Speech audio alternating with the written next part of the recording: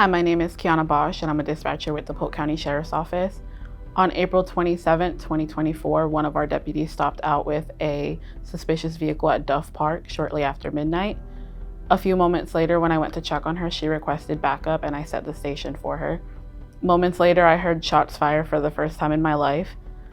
I had only been dispatching for 6 months at that time, so I was very scared and nervous, but thankfully my training did kick in and I was able to remain calm.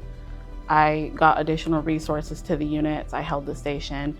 I had to remain in communication with them and type everything that was happening while also getting additional resources like air support, drone, K9, and have EMS stage just in case someone was injured.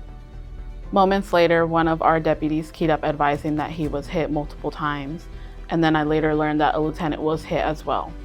My training luckily kicked in and I remained focused. I had EMS en route. I had to make sure it was safe for them to enter the scene since it was still an ongoing incident.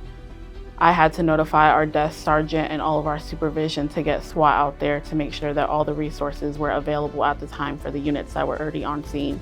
While all of this was occurring, I had to remain in communication with the deputies on scene and gather information about the suspect and what was going on in order to provide the information to the units that were still en route to make sure that everyone was safe and secure once they did arrive on scene so that the situation did not end up escalating further than it already had.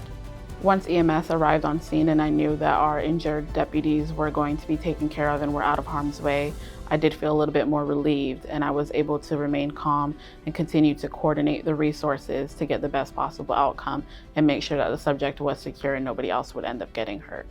This incident is not an incident that any dispatcher ever wants to go through, but I'm thankful that my training allowed me to be as prepared as possible in such a scary situation that you really can't fully prepare for.